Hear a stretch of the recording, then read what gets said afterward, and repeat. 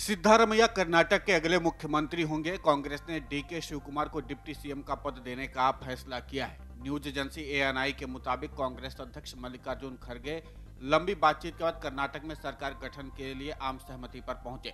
शपथ ग्रहण समारोह शनिवार को बेंगलुरु में आयोजित किया जाएगा। सिद्धारमैया के नाम पर औपचारिक मुहर लगाने के लिए आज शाम 7 बजे कांग्रेस विधायक दल की बैठक बुलाई गई है।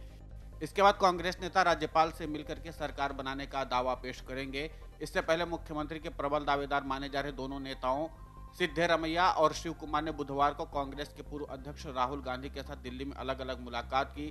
फिर बुधवार रात शिवकुमार ने सुरजेवाला के आवास पर मुलाकात की और इसके बाद कांग्रेस अध्यक्ष मल्लिकार्जुन खड़गे के आवास पर कांग्रेस के संगठन महासचिव केसी वेणुगोपाल और सुरजेवाला ने उनसे चर्चा की। सिद्धारमैया ने रात में ही वेणुगोपाल के आवास पर जाकर उनसे और सुरजेवाला से बातचीत की। कर्नाटक की 224 विधानसभा सीटों में से कांग्रेस ने 135 सीटों पर जीत हासिल की है। वहीं बीजेपी 66 सीटों पर और जेडीएस 19 सीटों पर सिमट गई। राज्य में 13 मई को नतीजे आए थे। इसी के बाद से सवाल बना हुआ था कि सिद्धारमैया और डीके शिवकुमार में से कौन एक कर्नाटक का अगला मुख्यमंत्री होगा। आखिर कैसे कर्नाटक में मुख्यमंत्री की कुर्सी पर सिद्धारमैया सबसे बड़े दावेदार बन गए और डीके शिवकुमार सीएम पद की रेस में क्यों पिछड़ गए। दरअसल कांग्रेस अभी भी अहिंदा समीकरण को कमजोर नहीं होने देना चाहती। अहिंदा यानी अल्पसंख्यक, ओबीसी और दलित को कमजोर नहीं पड़ने देना चाहती है कांग्रेस। इसी समीकरण की बदौलत 5 दशक पहले कांग्रेस ने कर्नाटक की सत्ता पर कब्जा जमाया था। दूसरा अहम पहलू यह है कि 2024 का लोकसभा चुनाव 1 साल के अंदर में होना है।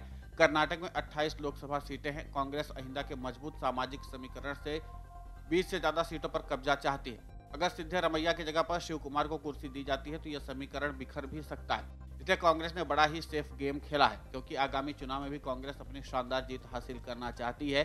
क्योंकि अब कांग्रेस चाहती है कि विधानसभा के साथ साथ लोकसभा की भी ज्यादा से ज्यादा सीट हासिल करे और इसीलिए कांग्रेस ने अहिंदा समीकरण को मजबूत करने के लिए सारे प्रयास किए हैं।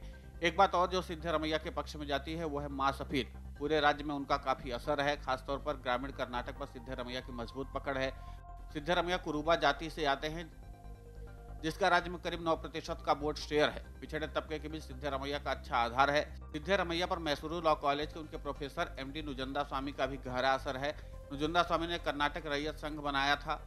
किसानों की समस्या और ग्रामीण कर्नाटक के अर्थशास्त्र को सिद्धारमैया बारीकी से समझते हैं।